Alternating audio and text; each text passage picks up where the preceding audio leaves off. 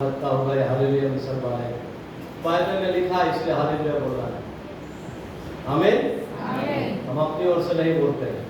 Hallelujah का मतलब आप सबको पता है, परमेश्वर की महिमा है। पूरी ब्रह्मांड मलयालम में हालेलुया कैसे बोलते हैं? No other language. इंग्लिश में हालेलुया कैसे बोलते हैं?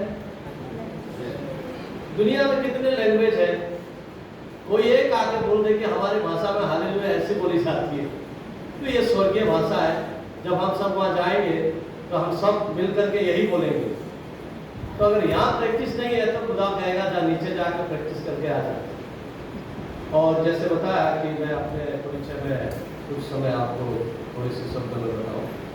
मेरा नाम राजू सोनी है और मैं हिंदू परिवार से प्रभु में आया हूँ। आवाज आ रही है?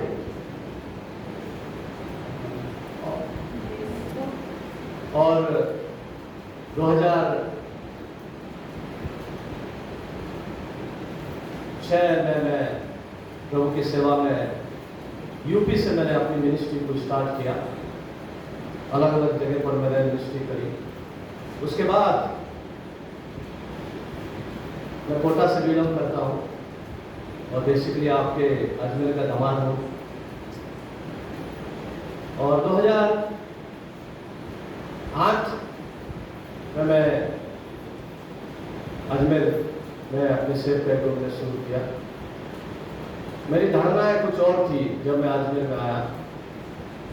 अब सबको पता है अजमेर राजस्थान का मसीही लोगों का एक गढ़ है, पर यहाँ आने के बाद पता चला इंटरनेशनल जो दो ही दुष्ट आत्मा है यहाँ पर, आपको पता है? इंटरनेशनल, नेशनल वाइज नहीं है, इंटरनेशनल दुष्ट आत्माएं दो है यहाँ पर। मैं नहीं बताऊंगा, पर्सनल आ गई है, आपको मैं बाद में बताऊंगा। इंटरनेशनल जो दो दुष्ट की ताकतें रहती है अजमेर में, तो यहाँ इतना आसान नहीं है सेवकाई करना, आसान नहीं है। लेकिन प्रभु ने अभी तक सेवकाई के अंदर रखा है। और पंचशील भैरवड़ा चर्च में प्रभु ने एक चर्च बिल्डिंग दिया है, बनाया हमने। और जब बिल्डिंग बनाने लगे, वहाँ के थाना अधिकारी ने बहुत कोशिश किया उसको स्टे लेने के लिए। मेरे ऊपर केस भी हुए, बहुत सारी हरकतें हुई, पर मैंने इतना उनसे कहा, मेरा प्रभु जब तक नहीं चाहेगा तो मेरा कुछ भी नहीं कर सकते। यहाँ काफ़ी लोग सिडनी साहब वगैरह सब लोग साथ में आए थे। और ऐसे एक एरिया में हमने चर्च को बनाया जहाँ पर संभव नहीं है, कोई मसीहत नहीं है, टोटली डिफरेंट। और एक अच्छा चर्च बिल्डिंग है। और आज उस एरिया का दादा मैं हूँ।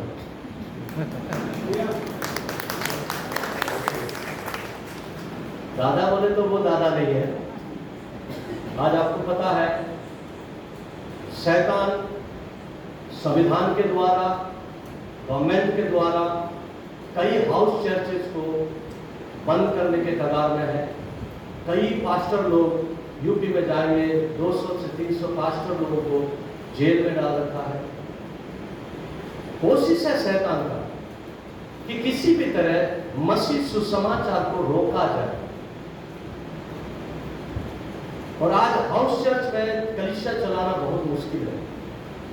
और मैं धन्यवाद देता हूँ, प्रभु ने एक चर्च बिल्डिंग बाकायदा रजिस्टर्ड है, हमारा बिलीवर ईस्टर्न चर्च के नाम से है, आप यूट्यूब में देख सकते हैं। और यहाँ आया मैंने कैसे कहना इसलिए नहीं है, हम ओरिएंट है और हम हर एक उस चीज़ को फॉलो करते हैं। वचन में जो है, अन्य भाषा बोलते हैं, दुष्ट आत्मा निकालते हैं, बीमारी चंगे होते हैं, प्रभु के आत्मा में भर के करते हैं, जो बाइबल में हो सब करते हैं। हालेलुया। कोई डिनोमिनेशन का कोई दिक्कत नहीं, जो बाइबल में लिखा है उसके अनुसार करें, चले, वही मसीहत है। और दो शब्दों में मैं बताऊंगा। मेरे पिताजी एक बहुत बड़े तांत्रिक थे। शायद आप लोग विश्वास करें ना करें, किसी को उंगली इशारा कर दे, खत्म हो गई। मेरे 5 भाई बहन की मृत्यु हुई, एक के बाद एक, कोई बीमारी। तो जो हम हिंदू समाज में जब ऐसा होता है, उनको बच्चों को क्या गाड़ते हैं, जलाते नहीं, गाड़ के वापस आके घर में मेरे फादर के ऊपर देवी चढ़ाते, मतलब वो जो भी देखता है। तो उनको पूछते थे कि क्यों ऐसा हुआ, तो बोले मुझे पसंद आया, मैंने इसको अपने पास बुला लिया। तो हम हाथ जोड़ के मन्नत मांगते थे, मेरे ताऊ, मेरे चाचा वगैरह जो भी है, अगले बार हम आपको बढ़िया से बढ़िया बकरा देंगे। ऐसे करके 5 भाई बहन की जब डेथ हुई, और हमारे मेरे माता पिता, यदि कोई क्रिश्चियन उनके सामने से गुजर के चला जाए, परछाई अगर उनके ऊपर गिर जाए, वो नहा धो के, जो कपड़े में सारे कपड़े के साथ जाकर नहा धो के फिर घर जाते थे, क्योंकि इतना घृणित और अशुद्ध मानते थे। कई शादी ब्याह में जाते थे तो अलग से उनको प्राय राशन दिया जाता था कि वो अलग से बनाते थे, उनका नहीं खाते। ये सिलसिला चलता रहा। मैं बड़ा हूं, मैं सबसे बड़ा बेटा हूं, तो मैं धीरे धीरे समझ गया, चिंता मत करिए, जो तो टाइम पे मैं छोड़ूंगा, ज्यादा मेरे को ज्यादा प्रचार करना भी पसंद नहीं है, सुनना पसंद है। तो फिर मैंने, मेरी जो मौसी है, मासा जी, वो पास्टर है, वो उन्होंने मेरे को सुसमाचार सुनाया और मैं धीरे से चर्च जाने लगा। मैंने एक ही प्रार्थना की, जितने 33 करोड़ 36 करोड़ सबके सामने झुका, अगर तू एक यीशु मसीह है तो एक ही काम करना, मेरे घर के अंदर जो मृत्यु है बस इसे रोक लो, बस तो मैं मान जाऊंगा कि आप सच में परमेश्वर है। 2003 में मैंने प्रभु को जानना शुरू किया, प्रार्थना करनी शुरू करी। 5 जा चुके हैं। मेरी माँ उस समय पेट से थी, उस समय मैं छोटा था, पेट से थी, और सबको कि लड़का नहीं बचेगा, ये सिलसिला है। फिर मैंने प्रार्थना किया, डर भी था, ये भी होने के बाद 6 महीना 3 महीने के बाद जाएगा। फिर मेरा एक भाई हुआ, उसके बाद वो बढ़ने लगा, प्रार्थना चालू है। धीरे धीरे धीरे धीरे धीरे धीरे जो चीज थी उसे प्रभु ने खत्म कर दिया। फिर मैं पूरी तरह से प्रभु में जीवन को समर्पित किया, बपतिस्मा लिया। अब मैंने सोचा ये जीवन केवल प्रभु के लिए होना चाहिए। फिर मैं बाइबल कॉलेज गया, उसके बाद मैं सेवा में गई। जैसे मेरे पिताजी को पता चला कि ये तो अशुद्ध हो गया है, और उन्होंने अपने देवी देवता के ऊपर एक बढ़िया सा बकरा लेकर के बलि चढ़ाया, बोले इसको जाके खत्म करो। मेरा जो नाना है वो बहुत प्यार करते हैं, उन्होंने जाके किसी और उनसे बड़े कोई गुरु है उनको जाकर पूछा, मेरे दामाद के बारे में मैं जानता हूँ, वो जो करता है वो कभी फेलियर नहीं जाता है, तो आप कुछ करो। तो दूसरा जो शैतानी ताकत वाला व्यक्ति, उसने कहा आप निश्चिंत होकर घर जाओ, तुम्हारे पोता बोलते द्वैता बोलते, द्वैता नाना है तो द्वैता बोलते, तुम्हारे द्वैता का बाल भी पका नहीं हो सकता है कि उसने जिसके शरण में गया है उसे कोई ताकत हानि नहीं कर सकती। मेरे पिताजी शैतान, दुष्ट आत्मा और उन ताकतों से रूबरू बात करते। फिर उनसे पूछा पिताजी ने, बोले काम हो गया? बोले काम नहीं हुआ है। बोले फिर? बोले हम गए तो थे पर उसके चारों ओर आग है, आग की सुरक्षा है, इसलिए हम उसको छू नहीं सकते थे, इसलिए हम वापस आ गए। फिर मेरे पिता ने कहा आज से इसका और हमारा रिश्ता खत्म। 5-6 साल घर निकाला रहा मैं, कोई बातचीत नहीं, कोई खैर खबर नहीं, लेकिन मैं एक ही प्रार्थना करता था, मेरे माता पिता मरने से पहले प्रभु यीशु आपको स्वीकार करके ही जाएंगे। मैं नहीं चाहता हूं कि वो आज स्वीकार करें, बड़े बड़े प्रचार करें, पर मृत्यु से पहले तुझे स्वीकार करना चाहिए। अभी जिंदा है और कंडीशन ये हो गई है, उनकी जितनी भी विद्या, जितनी भी चीजें, सब कुछ खत्म है, कुछ भी होता है मुझे करते हैं बेटा, हमारे लिए प्रार्थना करो। हालेलुया। यीशु मसीह हमारा सच्चा है। कोई जरूरी नहीं है कि आप कहेंगे कि प्रभु ये करके दिखाए, वो करके दिखाए। परमेश्वर यीशु मसीह के द्वारा अपने महान सामर्थ के कार्य हमारे जीवन में प्रकट इसलिए करते हैं कि वो जीवित परमेश्वर है, वो मरा हुआ परमेश्वर नहीं है। हमें इसलिए जो कोई भी उस प्रभु के पास आता है, आपका विश्वास होना चाहिए, आपका विश्वास होना चाहिए। परमेश्वर कुछ भी कर सकता है, असंभव को संभव करने वाला है। हमें चिन्ह चमत्कार आपको स्वर्ग नहीं ले जा सकती है। चिन्ह चमत्कार का मतलब यीशु जिंदा है, उसका प्रमाणित है। चिन्ह चमत्कार होने के बाद अगर आपका और हमारा जीवन यीशु के साथ नहीं है, क्या फायदा? इसी अजमेर शहर में मुर्दा जिंदा हुए हमने देखा। आइए मैं आपको बता दूंगा, उस परिवार से मिला दूंगा। एक बार होली के दिन एक विधवा लेडी हमारे चर्च में आने लगी। नहीं, उसका पति एक्सीडेंट के द्वारा दार देवी जो पैसा का रोड है वहां जा रहे थे, बकरा चढ़ा गए, मर गए। उनका बेटा जब वो विश्वास में आई, उसका बेटा एज ए डेथ मतलब खत्म। उसने मेरे को फोन किया होली के दिन फोन किया, बोले मुझे भैया बोलती, भैया ऐसी बात, अभी तो है। मैंने बोला बहन मैं आपके घर आ सकता हूँ क्या?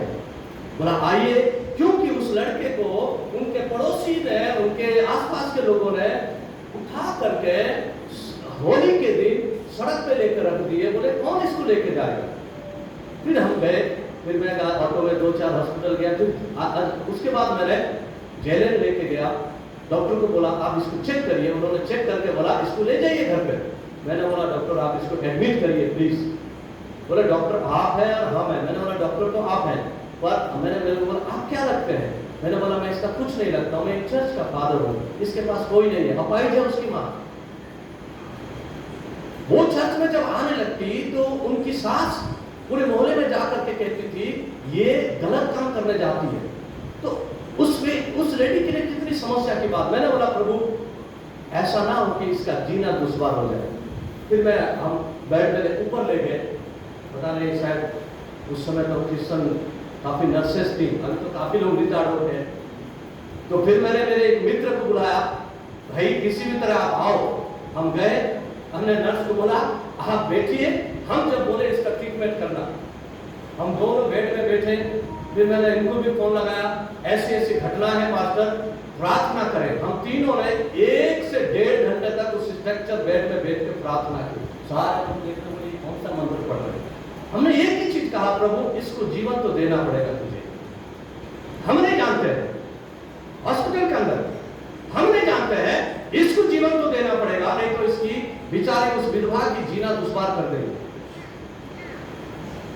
1.25 घंटे के बाद वो लड़का जैसे किसी ने करंट लगा दिया हो, सीधा खड़ा हो गया। हालेलुया। फिर हमने नर्स को बुलाया, सिस्टर आइए आप अपना काम करिए। वो बोली कि कर क्या रहे थे आप लोग, क्योंकि नीचे ये। फिर जब लड़के को चेक किया, कैथेटर लगाया, यूरिन 600 डायबिटीज। फिर हमने प्रार्थना किया, 2 घंटे के बाद 130 में आ गया। कहने का मतलब यह है मेरा यीशु कुछ भी कर सकता है। हालेलुया। तो हमारा जो थीम है प्रकाशित वाक्य है 22 का 12 पद पढ़ेंगे। मैं बिल्कुल टाइम पे खत्म करूंगा। मैं शीघ्र आने वाला हूँ। हाँ। और हर एक के काम के अनुसार बदला देने के लिए प्रतिफल मेरे पास है। बहुत ही सुंदर वचन है, बहुत अच्छा लगता है पढ़ने में। मैं एक कहानी के साथ स्टार्ट करूंगा। एक बार ये हकीकत घटना है, तमिलनाडु के अंदर एक बहन खुले बाल करके पागलों के समान गलियों में सड़कों में घूमती एक ही चीज कहती थी, मैं भूल गई, मैं भूल गई। लोग उसे पूछते थे कि आगे तो कुछ बोल। तो कहती मैं भूल गई, मैं गलियों में, सड़कों में पागलों के समान घूमती थी। फिर कुछ लोगों ने उसको पकड़ कर बिठाया और कहा, एक ही चीज तू बोलती है, ऐसी क्या चीज है? भूल गई। फिर उसने अपने आप बीती सुनाई। मैं और मेरा छोटा सा बेटा गांव के नदी के किनारे हमारा जो झोपड़ी, कच्चा मकान है ना, केलू का मकान में रहते थे। मेरा पति विदेश कमाने के लिए चला गया और मैं अपने छोटे से बच्चे को घर के अंदर सुला करके मैं उस नदी के अंदर पानी भरने गई। और जैसे मैं घड़े में पानी भर रही थी और मेरे को किसी ने कहा, तुम्हारे घर में आग लग गया। फिर मैंने घड़ा छोड़ा और घर की ओर दौड़ के आई और मैं घर के हर एक सामान, मालूम है जेवर कहाँ है? दहेज का सामान कहाँ है? महंगी साड़ी कहाँ है? तिजोरी कहाँ है? वो सारी चीजें वो निकालने लगी जो कीमती चीज है। घर से माँ बाप से लेकर आई, दहेज में लेकर आई, सारी चीजें निकालने की। जैसे वो निकालते रही, आग धीरे धीरे पूरे घर को अपने लपेट में ले लिया। उसने कहा, मैंने सारे सामान को निकाल दिया। फिर उसको याद आया, वास्तविक जो चीज है वो मेरा बेटा उस घर के अंदर सो रहा है, उसे मैं निकालना भूल गई। अब मेरा पति जब आएगा मैं उसे क्या जवाब दूंगी?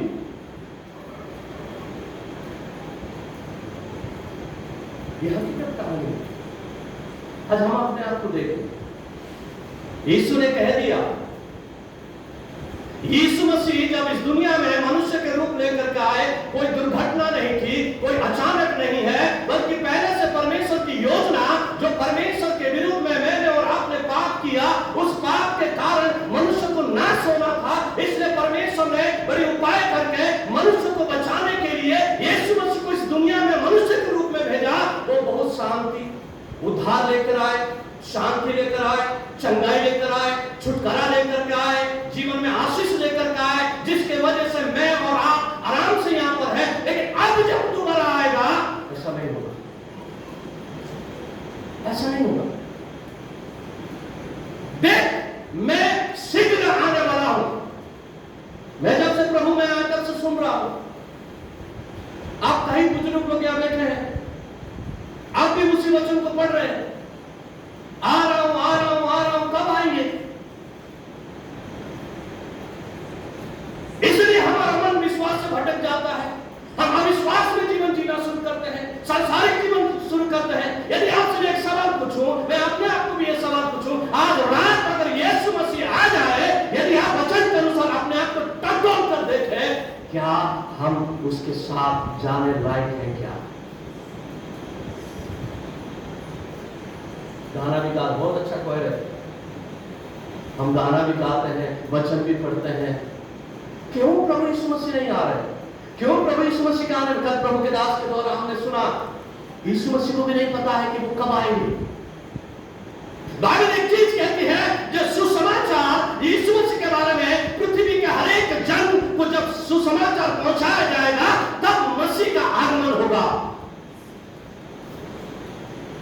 यदि आप वास्तविक यीशु मसीह जल्दी आए, उसका आगमन जल्दी हो जाए, तो आप और हम कोशिश करें उस सुसमाचार को हर गांव, हर जाति, हर समाज, हर व्यक्ति तक पहुंचाए। माने ना माने, स्वीकार करे ना करे, अंगीकार करे ना करे, मेरा और आपका काम यह होना है कि मैं अपने मसीह को उस तक पहुंचाऊं, ताकि वो जब मसीह आए ये कह ना सके कि प्रभु, यदि मुझे तेरा वचन सुना होता, मैं तुझे जाना होता, तो अवश्य मैं तुझे स्वीकार करता। आज हम मसीह लोग हैं, आज हमारी कंडीशन भी यह है, उस स्त्री के समान दुनिया की हर एक चीजों को बटोरने में लगे हुए हैं। जब किसी ने खबर दिया मेरे घर में आग लग गई, उसके दिमाग में यह आया, मेरे जेवर कहाँ है, मेरे साड़ियां कहाँ है, मेरी महंगी चीजें कहाँ है। वो सारी चीजें निकालने में लगी, जो वास्तविक चीजें हैं, जो उसका एकलौता बेटा, उसे निकालने में भी भूल गई। तब तक पूरी घर में आग मैं अपने वश में करके जब गई, तब तक खत्म थी। हमारी हालत यही है, हमारा कंडीशन यही है। हम भी संसार में हर एक उन चीजों के पीछे भागते हैं हर एक उन चीजों को बटोरने में लगे हैं, लेकिन हमारी आत्मा का क्या? यदि यीशु आज आ जाए, श्योर है? एक भी व्यक्ति कोई कह सकता कि मैं श्योर हूं, मैं भी उसमें हूं। बाइबल को देखें, हमारे जीवन में लड़ाइयां है, हमारे जीवन में बुराइयां है, हम तरह तरह के काम करते हैं, हमारे जीवन में तरह तरह की बातें हैं। उम्मीद है हम करते हैं यीशु मसीह आएगा, जरूर आएगा। कई बार हम मसीह लोग उसको समय देते हैं, हमारे पास समय है, बाइबल तो पढ़ते हैं पर मेरे अनुसार होना चाहिए, प्रार्थना करते हैं पर मेरे अकॉर्डिंग होनी चाहिए, सब कुछ हमारे मुताबिक। हम कब उसके मुताबिक अपने जीवन को चलाने की कोशिश करेंगे? हम कब उसके मुताबिक हम अपने आप को समर्पण करने की कोशिश करेंगे? नीचे पढ़ेंगे, थोड़ा सा एक वचन को और पढ़े, आ जाए।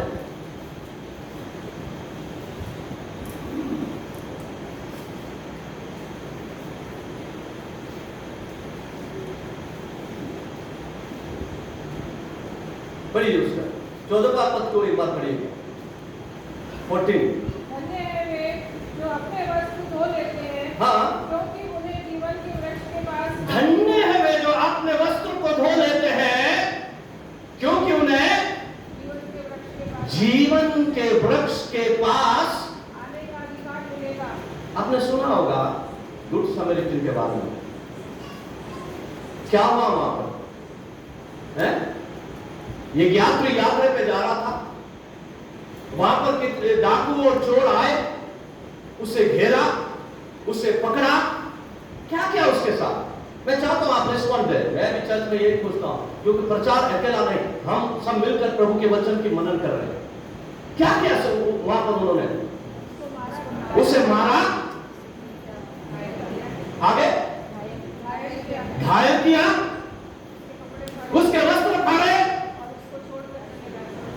कैसे छोड़ के चले गए? घायल, आत्मरा। अच्छा एक बात बताइए, आपके घर में चोर आता तो क्या करता है? क्या करता है बताइए? शायद आपके घर में नहीं आया, हमारे चर्च में एक बार आया था चोर, माचिस लगा लगा के उसने चीजों उधर ढूंढा, ₹1 भी नहीं मिला, चला गया। क्या करता है चोर? आएगा चोरी करने, बाइबल कहती है 10वें अध्याय में वो चोरी करने आता, वो भाग करने आता और बर्बाद करने आता, हत्या करने आता। वहां का कंडीशन क्या है? वो उन्होंने क्या किया? उसके साथ वस्त्र फाड़े, मारा पीटा। बाइबल इस बात को कहती, उनमें से एक भी उसका कोई माल को चोरी करके ले नहीं गए, एक भी उसका ना कोई वस्तु लिए, ना उसका, जरूर कुछ तो होगा, दिनार होंगे, उस समय दिनार चलते थे, उसको था होगा।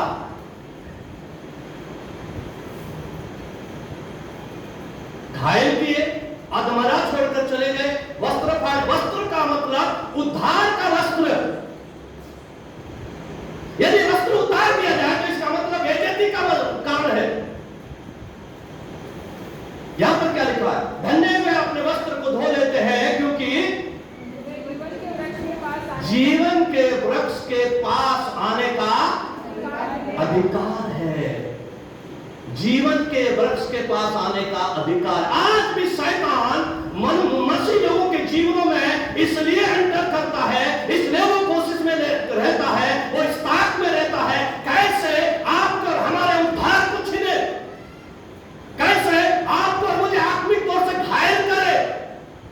लिखा है घायल किए, मारा पीटा और कपड़े फाड़ करके अधमरा अकेला छोड़कर चले गए।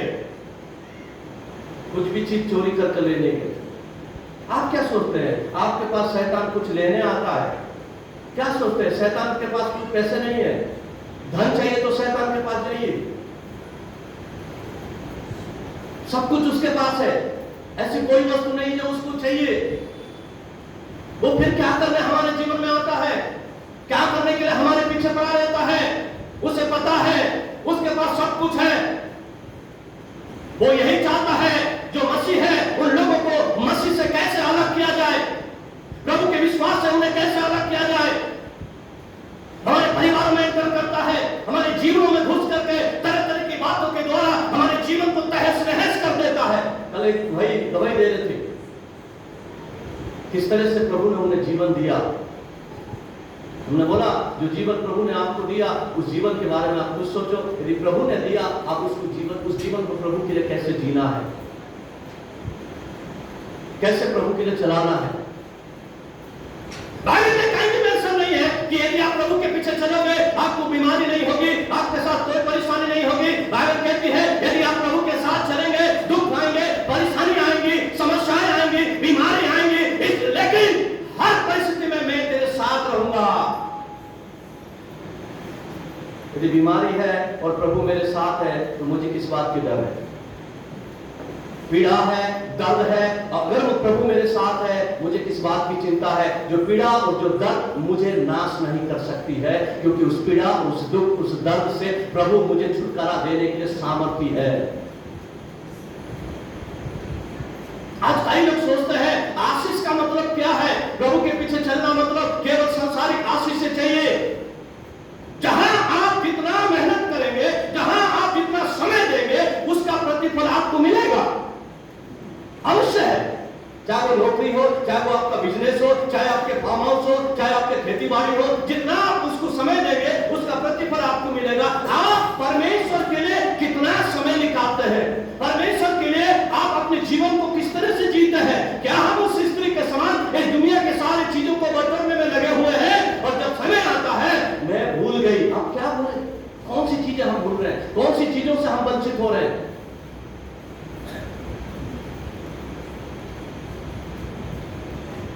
कई बार मैंने सुना कई लोगों को भक्ति का जीवन, धार्मिकता का जीवन बुढ़ापे में होना चाहिए। कई बार हम परमेश्वर को समय देते हैं, अभी तो मैं जवान हूं, मैं कुछ भी कर सकता हूं, अभी तो मैं ऐसा करूंगा, ये करूंगा। एक समय आएगा उसके बाद मैं बाइबल पढ़ना शुरू करूंगा, उसके बाद मैं चर्च जाना शुरू करूंगा, उसके बाद मैं आत्मिक जीवन जीना शुरू करूंगा। मैं एक चीज आपको कहना चाहता हूं, प्रभु भी उस समय रहेंगे, वचन भी उस समय रहेगा, आप भी उस समय रहेंगे, और आपका हृदय उस समय तैयार नहीं होगा। फिर क्या करेंगे?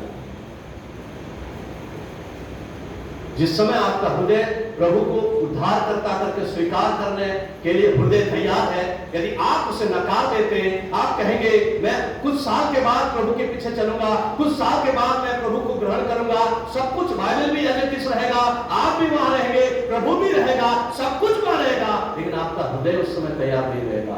फिर आप क्या करेंगे? फिर आप कहां जाएंगे? आपका हृदय हमेशा प्रभु को स्वीकार करने के लिए तैयार नहीं है। एक समय प्रभु ने मुझे और आपको दिया, उस समय को अगर हम सदुपयोग करके उस समय पर अगर हम अपने जीवन को प्रभु के साथ चलाना शुरू करेंगे, परमेश्वर अपनी दया और अनुग्रह हमारे जीवन में उंडेलना शुरू करता है। कौन से वस्त्र के बारे में प्रभु कह रहा है? वो क्या मैं आऊंगा, उसका आना निश्चित है, आज नहीं कल आएगा। रात तो आज मैं तो सोचता हूं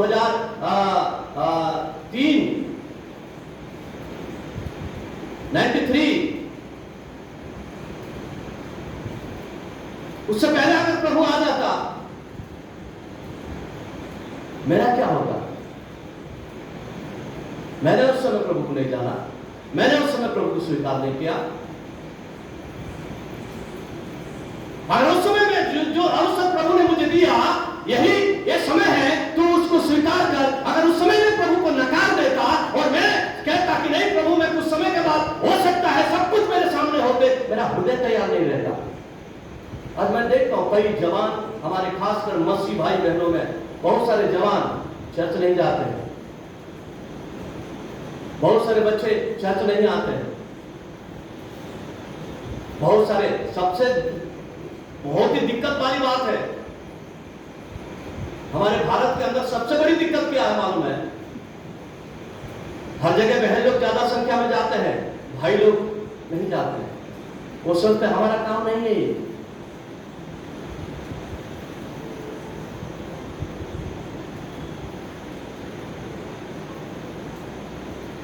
देख मैं शीघ्र आऊंगा, पढ़िए 12वें पद को।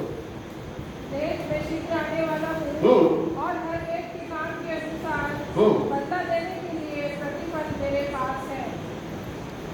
परिवार के अकॉर्डिंग नहीं, व्यक्तिगत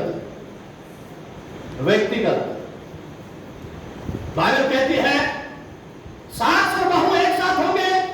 यदि बहू विश्वास में है, यदि बहू प्रभु के साथ जीवन जीती है, तो बहू क्या होगी?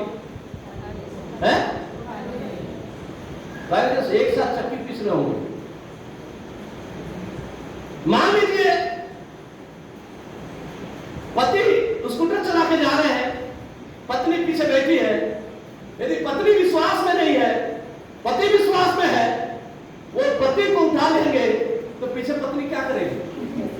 है? आपको पता है क्या प्रभु कब आएगा? शायद कुछ लोगों को पता होगा, इसलिए कि हमें पता है, हम तैयार रहेंगे, उस समय हम तैयार हो जाएंगे।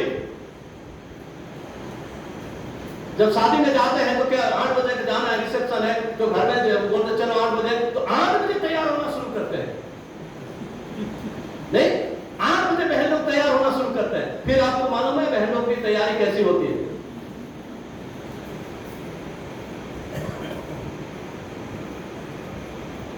कैसे हम तैयार हैं? क्या यीशु मसीह आने के लिए बोला? आएगा, जरूर आएगा। बाइबल कहती है वो चोर के समान आएगा।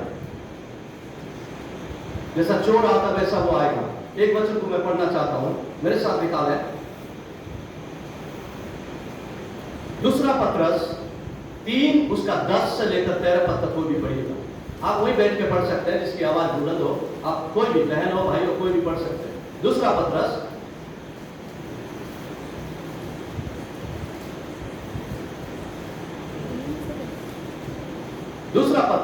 तीसरा अध्याय 10 से लेकर 13 पद तक। परंतु प्रभु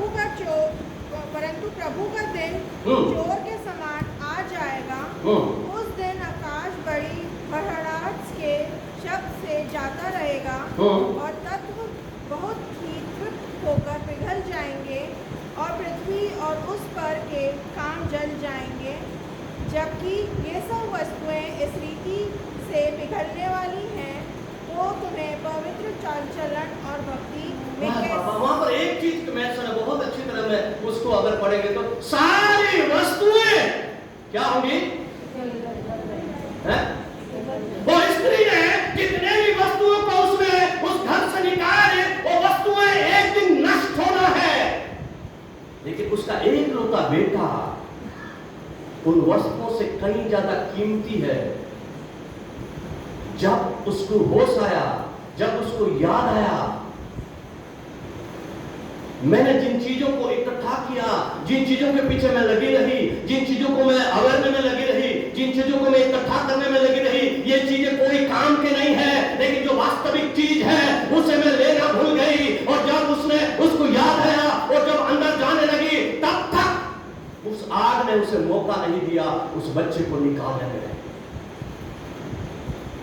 आज भी हमारी हालत देखें, प्रभु हमारे साथ है, वचन हमारे साथ है, वचन भी पढ़ते हैं, सब कुछ है, लेकिन क्या वास्तविकता में हम अपने जीवन को उसके लिए तैयार करके रखे हैं क्या? जब वो आए, रात को आए, दिन को आए, शाम को आए, सवेरे आए, क्या मैं उसके लिए तैयार हूं क्या? आपके पास बाइबल हो सकते हैं 2-2, 3-3 तरह का।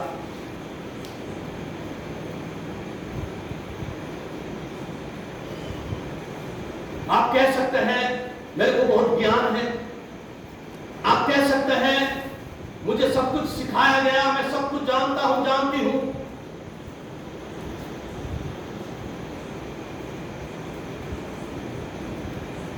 उसके नीचे आते थोड़ा, जबकि 14 पद पढ़िए। इसलिए नहीं, प्रकाश वाक्य 14। 22 का 14, धन्य है वे जो अपने वस्त्र धो लेते हैं, क्योंकि उन्हें जीवन के वृक्ष के पास आने का अधिकार मिलेगा। वे फाटकों से होकर नगर में प्रवेश करेंगे।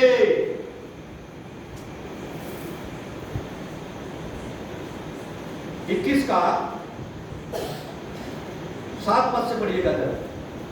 जो जय पाए वही इन वस्तुओं का वारिस होगा, और मैं उसका परमेश्वर होऊंगा और वह मेरा पुत्र होगा। परंतु डरपोकों और अविश्वासियों और घिनौनों और हत्यारों और व्यभिचारियों और टोनों और मूर्ति पूजकों और सब झूठों का भाग उस झील में मिलेगा जो आग और गंधक से जलती रहती है। ये दूसरी मृत्यु है। ये दूसरी मृत्यु है। यीशु मसीह केवल लेने ही नहीं आएगा। एक बार प्रभु यीशु मसीह इस संसार में अनुग्रह बन करके आए। एक और उदाहरण मैं आपको बताना चाहता हूं। विदेश में एक जज साहब थे, उनका बेटा बहुत क्रिमिनल था। कई दिन जेल में बिताने के बाद समय आया कि उसको फांसी का ऑर्डर सुनाया जाए। सामने बेटा है और फैसला सुनाने वाले जज साहब हैं। सबकी नजरें थी, क्या जज साहब अपने बेटे को बचा सकते हैं? पर जो जुर्म उसने किया उसके अनुसार जज साहब ने अपने बेटे के लिए फांसी का ऑर्डर सुनाया। और जैसे फांसी का ऑर्डर सुना करके नीचे उतर कर जा रहे थे, लोगों ने पूछा, आप अपने बेटे को बचाने की कोशिश भी नहीं की? जज साहब ने कहा, जिस चेयर पर मैं बैठा हूं, मैं एक जज हूं, सामने मुजरिम है, ना मेरा बेटा है ना मैं उसका बाप हूं। अब मैं नीचे आया हूं, अब मैं जाके कोशिश करूंगा कि मेरे बेटे को मैं कैसे बचा सकूं। अनुग्रह का सिंहासन कब न्याय का सिंहासन बन जाएगा? जब तक अनुग्रह है, अभी हम अनुग्रह के समय जी रहे हैं। यदि वो अनुग्रह का सिंहासन न्याय का सिंहासन में बदल जाए, अनुग्रह नहीं है, वहां फैसला है, वहां न्याय है, वहां जजमेंट है। यह बाइबल कहती है, थोड़ा सा इसमें आए, परंतु डरपोकों, अविश्वासियों, घिनौनों, हत्यारों, व्यभिचारियों, टोनों, मूर्ति पूजकों, सब झूठों का भाग उस झील में मिलेगा जो आग और गंधक से जलती रहती है और दूसरी मृत्यु है। हो सकता हम हत्यारे नहीं हैं, कहीं ना कहीं झूठ में तो है, कहीं ना कहीं झूठ में तो है। झूठों, एक दूसरी जगह झूठों का गढ़ने वाला, झूठों का चाहने वाला क्या होगा? फिर बाइबल कहती है इसमें डरपोक कौन? डरपोक कौन है? जो वक्त आने पर मसीह को भी इनकार करके छोड़ के चले जाते हैं। उसके बाद अविश्वासी। अविश्वासी कौन है? एक वचन को मैं कोट करना चाहता हूं, दूसरा कुरिन्थियों 4:4 को जरा पढ़िएगा। देखो अविश्वासी के जीवन में कौन सी चीजें काम करती है। दूसरा कुरिन्थियों 4:4, आप मसीह अपने आप को मसीह बोल सकते हैं, हम अपने आप को क्रिश्चियन बोल सकते हैं, हम अपने आप को कई पीढ़ी से चले आने वाले, लेकिन एक मसीह भी अविश्वासी बन सकता है। और वो अविश्वासी के जीवन में कौन सी चीजें काम कर रही है वो आपको मैं बताना चाहता हूं। दूसरा कुरिन्थियों 4:4। और उन अविश्वासियों के लिए, थोड़ा माइक देंगे कोई उनको, ये अविश्वासी की बात है। हाँ, और उन अविश्वासियों के लिए जिनकी बुद्धि इस संसार के ईश्वर ने अंधी कर दी है, ताकि मसीह जो परमेश्वर का प्रतिरूप है उसके तेजों में सुसमाचार का प्रकाश। कौन है अविश्वासी? Thank you. कौन है अविश्वासी? कौन है? जो गैर मसीह, सही है, वो अविश्वासी है। यह बाइबल क्या कहती है? मसीह लोगों के बुद्धि को इस संसार के ईश्वर ने अंधा कर दिया ताकि मसीह का तेजोमय सुसमाचार का प्रकाश उन पर ना चमके, क्योंकि शैतान को पता है जिसके जीवन में, जिसके हृदय में, जिसके मन में, जिसके विचारों में यदि सुसमाचार का प्रकाश आ जाएगा, उसका जीवन बदल जाएगा, वो संसारिक जीवन को छोड़कर मसीह की ओर चलने लगेगा। ये शैतान अच्छी तरह जानता है। कल प्रभु के दास बता रहे थे, शैतान को अच्छी तरह पता है कि यीशु मसीह आएगा, इसलिए वो अपना काम बड़ी तेजी से कर रहा है। और हम मसीह लोगों को पता है, शायद ज्यादा, उससे ज्यादा हमें पता है, इसलिए हम गफलत में पड़े हैं, हम सो रहे हैं। मैं जब प्रभु में आया, भूख क्या होती तब मुझे पता चला। मसीह में आने के बाद, सेवा में आने के बाद 15-15 दिन कुछ खाने को नहीं है। क्या करें? साइकिल नहीं चल रही है, 15 दिन कंटिन्यू।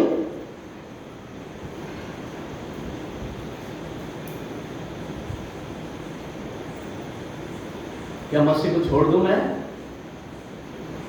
क्या मसीह से अलग हो जाऊं मैं? पौलुस कहता है, मसीह यीशु में मरना है लाभ है और जीना। इसलिए गीत भी है, मरना मसीह, जीना मसीह। दोनों तरफ से फायदा है, दोनों तरफ से फायदा। यदि आप मसीह में हैं और मसीह में रह करके इस दुनिया को छोड़ते हैं तो आप फायदे में हैं। यदि मसीह में है, आप जिंदा है और आप जिंदा प्रभु के साथ है, तो भी आप फायदे में हैं।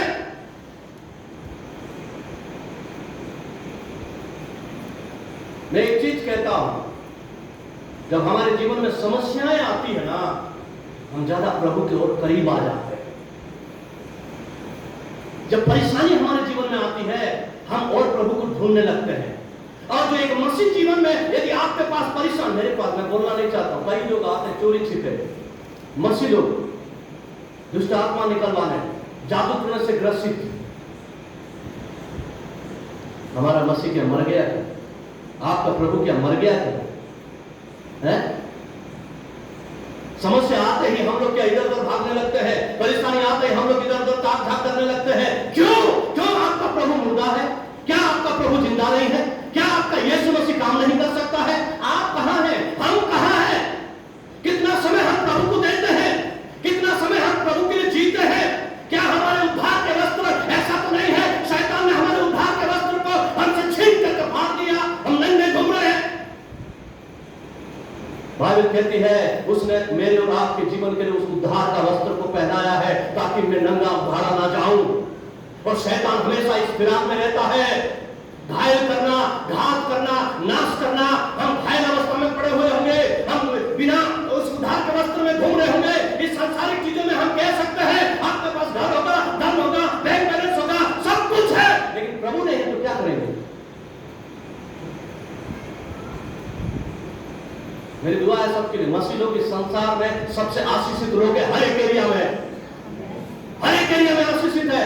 धन भी परमेश्वर का है, स्वास्थ्य भी परमेश्वर का है, जीवन भी परमेश्वर का है। यदि हम इस संसार के धन में ही चलते रहेंगे, संसार के चीजों में ही हम भटकते रहेंगे, लेकिन वास्तविक जो जीवन है उसे अगर हमने नहीं बचा पाया तो बाद में कहेंगे मेरे पास समय नहीं था। वो स्त्री के समय हम कह सकते हैं, आज पूरी दुनिया उसके पीछे लगी हुई है, पूरी दुनिया उसके खोज में लगी हुई है। एक व्यक्ति ऐसा, वो उसके पास बहुत ही संपत्ति आया और सब कुछ होने के बाद उसने कहा, अरे प्राण तू क्या कर, मजा कर। वो ऐसा सोते ना हम लोग आराम से, जिस दिन ज्यादा मजा आया ना तो छाती पर हाथ रख के अपने प्राण को शांति दे रहा है। तेरे पास क्या है?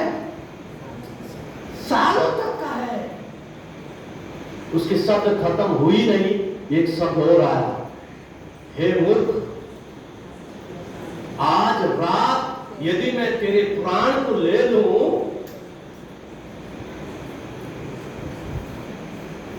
कहानी नहीं है, रियलिटी है, हकीकत है। धन होना बुरी बात नहीं है, शोहरत होना बुरी बात नहीं है, सब कुछ होना बुरी बात नहीं है, लेकिन दुनिया की सब चीजें होते हुए परमेश्वर को वहां से आप निकाल कर अलग रख दे, आप कुछ भी नहीं है। ठनठना तो पीतल और झंझना तो झांझ है। सबके साथ अगर यीशु मसीह केंद्र बिंदु बन जाए, एक विश्वासी कह सकता है भले दुनिया की सब चीजें मुझसे चली जाए, मेरा यीशु मसीह मुझसे नहीं जाना चाहिए, या मेरे विश्वास मुझसे छीन नहीं जाना चाहिए।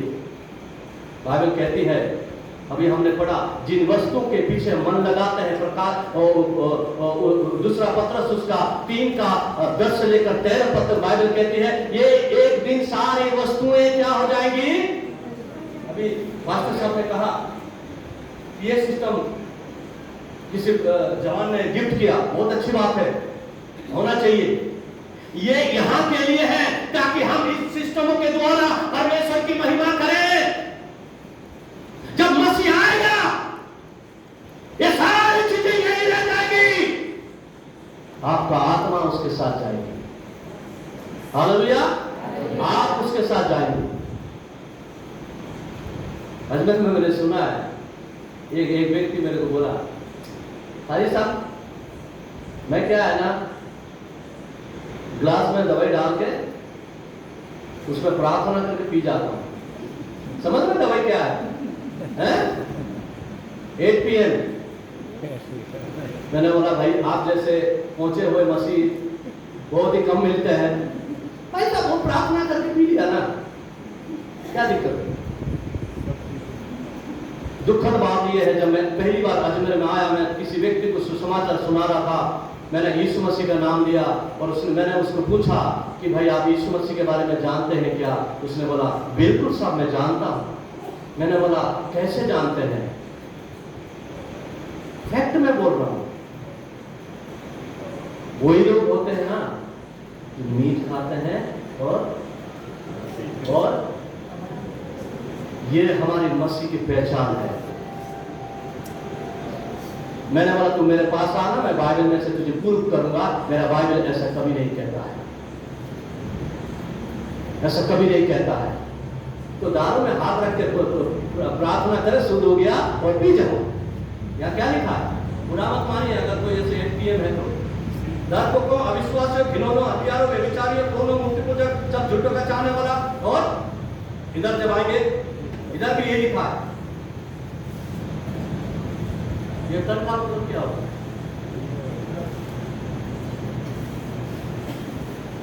हम अपने जीवन को कैसे तैयार करते हैं? यदि आपका मन बुरा है, उस समय अगर आप किसी को अपने शब्दों से कोई बुरी बात कहते हैं, ये एक दिन आपका मन अच्छा हो जाएगा, लेकिन आपके शब्द को आप अच्छा नहीं कर पाएंगे। समझ रहे? कई बार हमारा मन बहुत दुखित और बुरा होता तो हम उस बुरे मन में किसी को ऐसा शब्द बोल देते हैं, हो सकता 2 महीना साल भर के बाद आपका मन अच्छा हो जाए, लेकिन जो गलत शब्द आपने बोला उस शब्द को आप करेक्ट नहीं कर सकते। मसीह जीवन एक धीरज का जीवन है। मसीहत एक धीरजमय जीवन है। संसार आज आपको, कई जवानों को, मसीहों को ललचाती है, ललचाती है, क्योंकि शैतान यही उसका काम है, किसी तरह मसीहों को मसीह से दूर ले जाए। उसे पता है, इसलिए आज मेडिकल साइंस इस तरक्की में है कि मरते हुए व्यक्ति को भी हॉस्पिटल में जिंदा कर सकते हैं, लेकिन शैतान को उससे ज्यादा पता है। इसलिए शैतान क्या करता है? हॉस्पिटल पहुंच नहीं देता, ऑन द स्पॉट एक्सीडेंट के द्वारा उसको नाश कर देता है। आज हमारे भारत में कहीं भी आप चले जाइएगा, मैं समझता हूं 60 से ज्यादा % ऑन द स्पॉट एक्सीडेंट का मृत्यु होता है। शैतान पहुंचना ही नहीं देता, उसकी योजना है।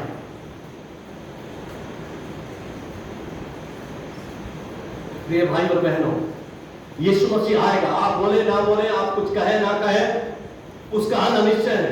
क्या हमने अपने वस्त्र को धो लिया? उसका लहू आपके लिए है, उसका सामर्थ आपके लिए है, उसकी पवित्रता आपके लिए है, उसका सब कुछ आपके लिए है। पर मैं और आप कहां हैं? आपके बच्चे कहां हैं? आपके परिवार कहां है? आप खुद कहां पर खड़े हैं? हो सकता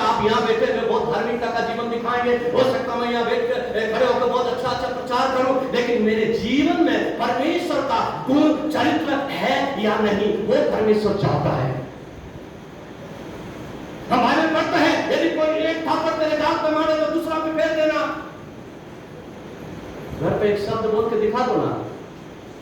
किसने कहा, जो मधु छत्ता है ना,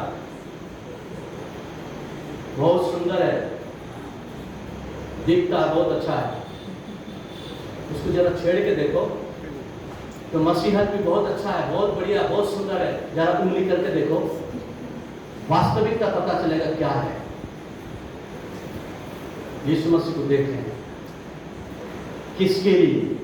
मेरे लिए बेइज्जती सहा, मेरे लिए लज्जा को सहा, मेरे लिए दुख को सहा। यदि आप और हम मसीह हैं, हम क्या प्रभु के लिए दुख नहीं उठा सकते हैं? प्रभु के लिए कुछ चीज को कुर्बानी नहीं कर सकते हैं? प्रभु के लिए लज्जा को नहीं सह सकते हैं? प्रभु के लिए गाली को नहीं सह सकते हैं? प्रभु के लिए कड़वाहट को नहीं सह सकते हैं?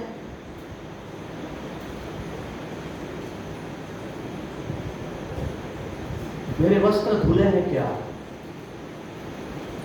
मेरा जीवन कहां है? परमेश्वर कोई जाति धर्म कुछ भी नहीं पूछता है। परमेश्वर देखता है वास्तविकता में मैं और आप उसके लिए अपने आप को प्रिपेयर, उसके लिए अपने आप को मैं और आप तैयार करके रखें या नहीं रखें। आपको कोई नहीं जांचेगा, आपको कोई नहीं परखेगा, आप स्वयं अपने जीवन को जांचें। एक काम करिए, एक बात ध्यान रखिएगा, ये मोबाइल है कितने का है? 20,000 25,000? आईफोन है तो 10 1.5 लाख 2 लाख। जब आप मोबाइल खरीदने जाते हैं, उसके अंदर एक मेनू कार्ड आता है, सही है? किधर से चार्जर डालेंगे, किधर से बैटरी डालेंगे, किधर से एयरफोन डालेंगे, किधर से क्या डालेंगे, एक मेनू कार्ड आता है। लेकिन कभी आपने देखा होगा, एक पेन जब आप खरीदते हैं, उसमें मेनू कार्ड है क्या? कैसे यूज करना है?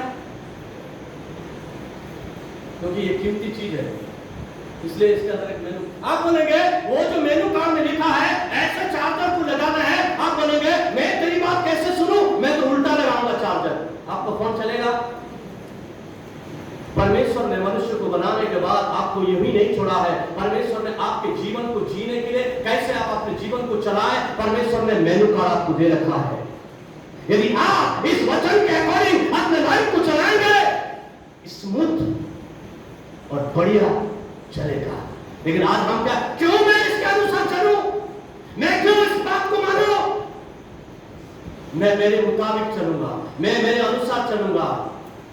उस जीवन दुनिया में और कहीं पर भी ऐसा नहीं है।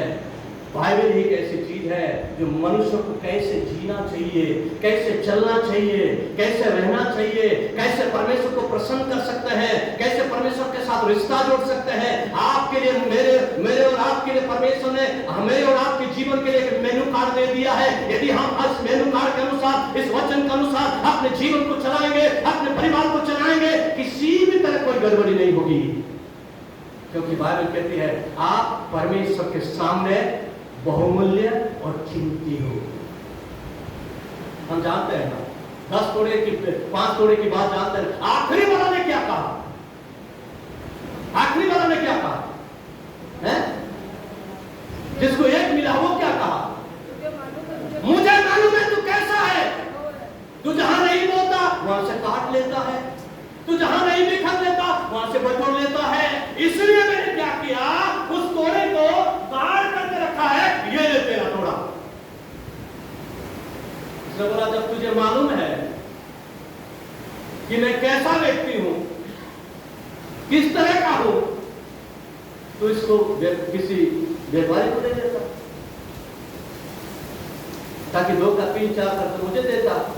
तेरे मुंह के वचन के अनुसार इसको क्या किया जाए, क्या किया जाए, क्या किया जाए, वो नहीं मालूम आप लोगों को?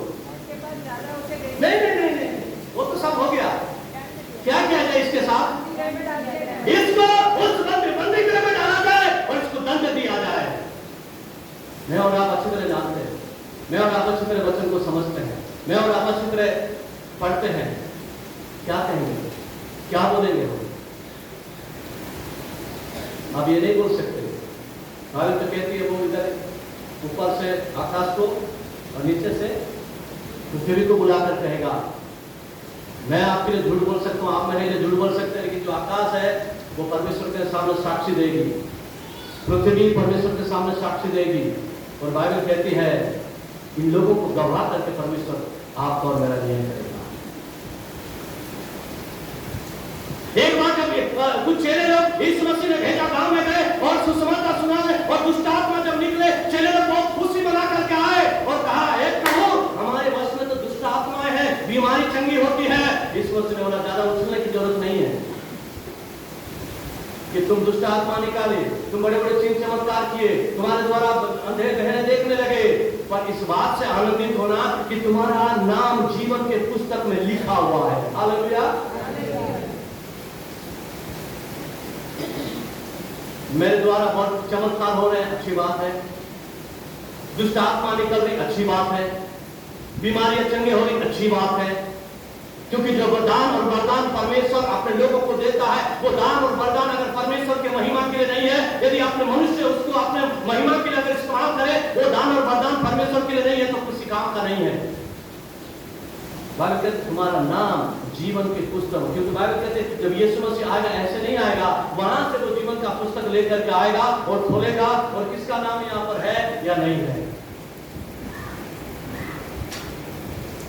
प्रभु कह रहा उससे आनंदित मत हो, इससे खुश मत हो कि चिन्ह चमत्कार हुआ, बड़े बड़े चिन्ह चमत्कार किए गए, वो मेरा नाम है, मेरे नाम से बहुत कुछ होता है, मेरे नाम के द्वारा बहुत कुछ मैं कर सकता हूं, लेकिन तुम्हें इस बात से आनंदित होना है कि तुम्हारा नाम जीवन के पुस्तक में लिखा गया है। प्रिय भाई और बहनों, मैं आपको एक चीज कहना चाहता हूं, आप कैसे लोग आपको जानते नहीं जानते, कोई आपको समझे ना समझे, लेकिन अगर जीवित परमेश्वर आपको जान जाता है, आप उस परमेश्वर के बारे में समझ जाते हैं, आपको चाहिए कि मैं अपने जीवन परमेश्वर के साथ कैसे चलाऊं, किन चीजों से परमेश्वर प्रसन्न होता है। बाइबल कहती है यदि आप परमेश्वर को भाने लगते हैं, परमेश्वर अपने जीवन के पुस्तक में आपके नाम को लिखना शुरू करता है। दुनिया इस संसार में अपने नाम कमाना चाहती है, दुनिया इस संसार में अपने नाम को जोड़ना चाहती है, लेकिन हम उधर क्या, वहां के लिए हम क्या सोचें। बहुत लंबा है, बहुत ये आज दूसरे आधार ये इस वचन में 5 घंटा भी कर सकते हैं, आप सबको पता है। मैं कहाँ हूँ, ये गीत गाते हैं, शायद आप लोग गाते हैं, आखिरी नरसिंगा फूका जाने वाला है, तेरा मेरा सबका यीशु आने वाला है। इसमें एक कड़ी है, मैं अपने कलीसिया को बोलता हूँ उस कड़ी को मत गाओ। क्या है वो? तू कहाँ होगा। मैं बोलता हूँ ये तू का मत बोलो, मैं कहाँ होऊंगा वो बोल के गाओ, क्योंकि शुरू से आदत है उंगली उठाने की। मैं कहाँ होऊंगा, यीशु मसीह आएगा चोर के समान। जिन वस्तुओं के ऊपर हमारा मन है, बाइबल कहती है उन वस्तुओं को वो खत्म कर। क्या फायदा यदि हम सारे चीजों को बटोर लें। स्त्री कहती है मैं भूल गई, मैं भूल गई। क्या भूली? एक वक्त ऐसा ना हो हम सब इकट्ठा कर लें और हम अपने प्राण की हानि उठा लें। बाइबल कहती है इसलिए इस संसार का ईश्वर, अन्य जाति के लोग कहते हैं बहुत सारे ईश्वर है, हम भी कहते हैं बहुत सारे ईश्वर है, इसने बोला नहीं है। इस दूसरा कुरिन्थियों 4:4 में साफ लिखा है, उसने क्या क्या अंधा कर दिया। एक अंधा व्यक्ति जी सकता है, एक बहरा व्यक्ति जी सकता है, एक लंगड़ा लूला व्यक्ति जीवन में जी सकता है, यदि किसी की बुद्धि में अंधेरा आ जाए वो जीते जी खत्म है। और शैतान क्या कर रखा है, पढ़िए आखिरी उसको पढ़ के मैं बंद करना चाहता हूँ। क्या कर रखा है? इस संसार के ईश्वर ने उन अविश्वासी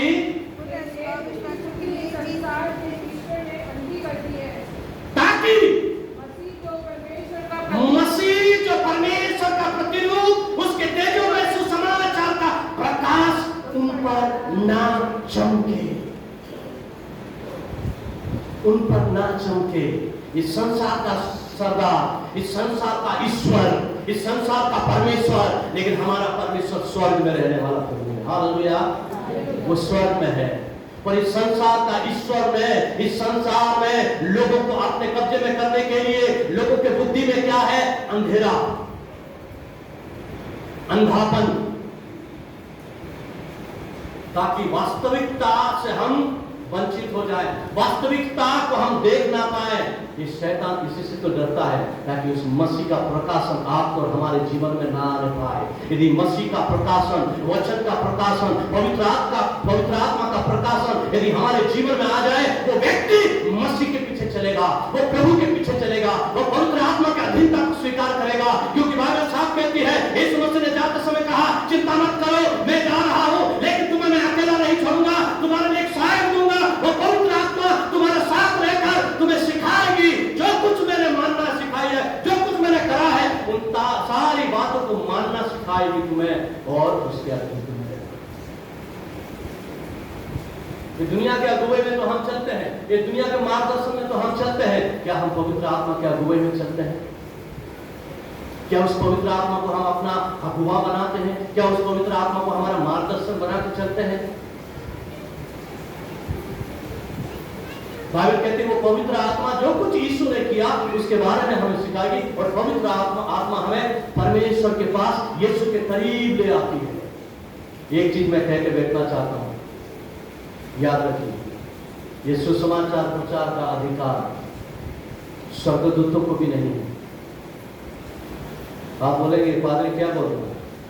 मालूम है आपको, ये सुसमाचार सुनाने का अधिकार स्वर्गदूत को भी नहीं है। ये सुसमाचार सुनाने का अधिकार आपको मुझे दिया गया है। प्रेरितों के काम 10वें अध्याय, उस आज को आप पढ़िएगा, आपको समझ में आएगा। स्वर्गदूत आज खड़े होकर पिता की ओर हाथ फैलाए खड़े हैं कि कब परमेश्वर हमें ये आज्ञा दे कि हम उसके सुसमाचार को सुनाएं। लेकिन परमेश्वर आपको मुझे ये अधिकार दिया है, स्वर्गदूत को भी अधिकार प्राप्त नहीं है सुसमाचार सुनाने का। यदि स्वर्गदूत को जिस दिन ये अधिकार मिल जाए, मिनटों में पूरे ब्रह्मांड में सुसमाचार फैला देंगे। अगर आप तैयार नहीं है तो कहेगा, इन पत्थरों से कहूंगा मेरी महिमा करेंगे। आप ये मत सोचिए, ये मत सोचिए मैं नहीं करूंगा तो क्या होगा। भाई साहब ने बताया, उस लड़के ने देखा कि नहीं, हमारे यहाँ कुछ है, कमी है। हम कई बार प्रभु के सामने एहसान करते हैं, मैं प्रार्थना में प्रभु के साथ, अरे मत चलिए ना। इसलिए बाद में इसी प्रकार से वाक्य में कहता, जो जैसा है उसको रहने दो, ज्यादा समझाओ, ज्यादा समझदार है तो उसको ऐसे छोड़ दो, क्योंकि अंतिम दिन मैं उसका न्याय करूंगा। जब मैं आऊंगा तो उसका मैं हिसाब करूंगा। ये अवसर है आपके लिए, ये वक्त है आपके लिए, हम अपने जीवन को सुधार लें। वजह इन सब सारी चीजों को बटोरने से अच्छा उस जीवन को हम बटोर लें, उस जीवन को हम मसीह के लिए कर लें। बाद में ये नहीं चलेगा, मैं भूल गई, जब मेरा पति आएगा मैं क्या जवाब दूं। ये वक्त है प्रिय भाइयों बहनों, जब मसीह आए, हम मसीह के स्वागत के लिए अपने आप को तैयार करें। तब कह सकता है, हे मेरे पिता के धन्य लोग, आओ, तुम्हारे लिए जो राज तैयार की गई है उसमें तुम्हें प्रवेश करना है। आइए अपने आप को बंद करें, अपने आप को प्रभु के हाथों में समर्पित करें।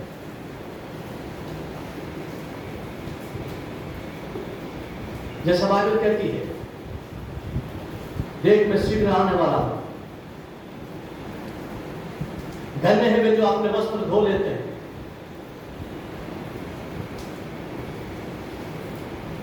क्योंकि उन्हें जीवन के वृक्ष के पास आने का अधिकार मिलेगा। आज एक बार हम अपने आप को जांचें, उसके दया को हम मांगे। क्या सच में प्रभु जब तू आएगा मैं उसी तरह से तैयार मिलूं जैसा तू चाहता है?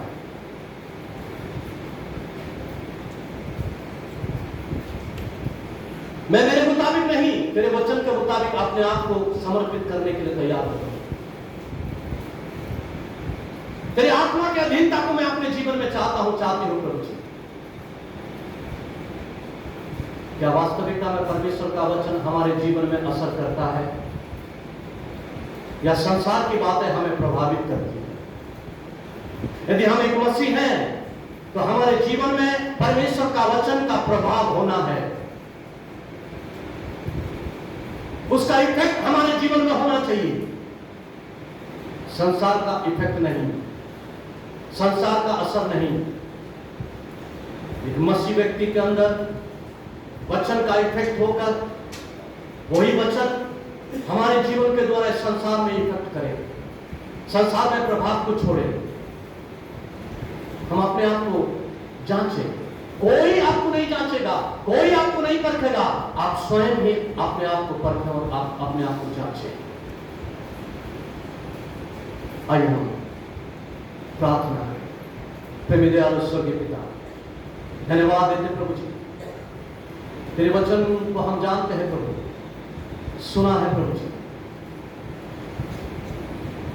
केवल प्रकाशित वाक्य 1:3 में जैसे लिखा है, धन्य है वह जो इस भविष्यवाणी के वचन को पढ़ता है, सुनता है और उसमें लिखी हुई बातों को मानकर उसके अनुसार चलता है। होने दे प्रभु, हम पढ़ने वाले ना बने, हम सुनने वाले ना बने, बल्कि जो कुछ वचन में लिखा है उसके अनुसार हम चलने वाले बने प्रभु जी, ताकि हम अपने प्राणों को बचा सके, अपने जीवनों को बचा सके, वो उद्धार का वस्त्र हमसे छिना ना जा प्रभु जी। प्रार्थना करते प्रभु, एक जवान, बुजुर्ग, बच्चे, हर एक को तेरे पवित्र हाथ में सौंपता प्रभु। कोई मनुष्य के ज्ञान नहीं, मनुष्य की कोई बातें नहीं, बल्कि आपका वचन का प्रकाशन हम हर एक के हृदय के अंदर चमकने पाए प्रभु जी, हमारे हर एक के हृदय के मन में आने पाए पिता परमेश्वर, आप सहायता करें। यहाँ बैठे एक जन को तेरे हाथ में सौंप प्रभु, तू सहायता कर, मदद कर प्रभु, आशीष कर, पूरी कलीसिया को तेरे हाथ में सौंप। धन्यवाद देते प्रभु जी हर एक बात के लिए, सरादर महिमा गौरव आपके पवित्र नाम को देते हुए ये प्रार्थना प्रभु यीशु मसीह के नाम से मांगते हैं, आमीन। अभी मैं पास्टर साहब के हाथ में देना चाहता हूँ, यदि आप बाद में कोई बीमारी के लिए और कोई प्रार्थना करवाना चाहते हैं, बाद में आपके लिए हम प्रार्थना करेंगे। सबको जय मसीह की, सबको आशीष। Praise the lord. प्रभु सबको आशीष दे आज के वचन के द्वारा। इस वक्त हम क्वायर के माध्यम से विशेष गीत सुनेंगे और इसी गीत के दौरान जो आज एक और हदिया लेंगे और यूथ के बच्चे ये हदिये में हिस्सा लेंगे।